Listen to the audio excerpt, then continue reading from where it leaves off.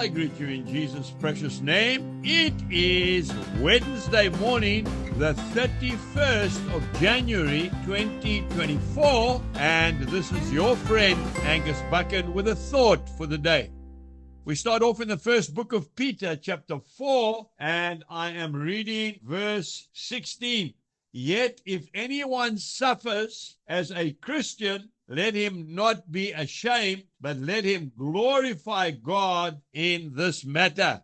Peter says just a little bit earlier on, if you're going to suffer, then suffer for something worthwhile. Don't suffer for being a thief or suffer for being a murderer or an evildoer. Rather, suffer for being a Christian, because your reward at the end will be wonderful. If you are suffering because you're a thief, you're an evildoer, at the end, you will suffer even more when you go to hell for eternity. You know the old saying, it says, it takes a thief to catch a thief.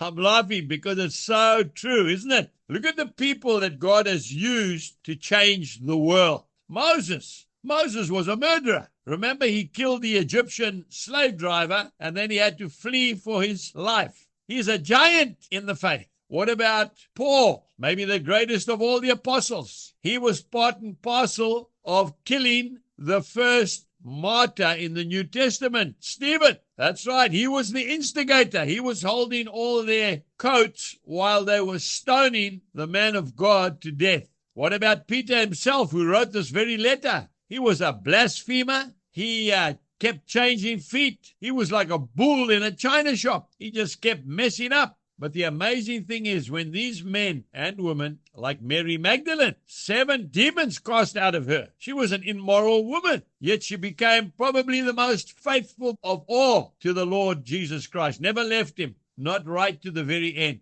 I've seen it in my own life. I've seen people who I thought I would never, ever give a chance to. And then they get gloriously saved. They meet the Lord and become great ambassadors for him.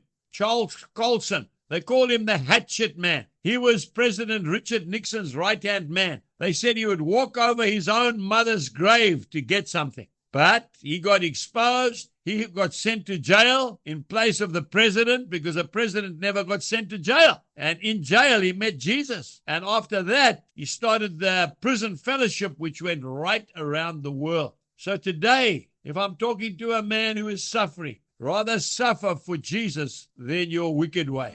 God bless you and goodbye.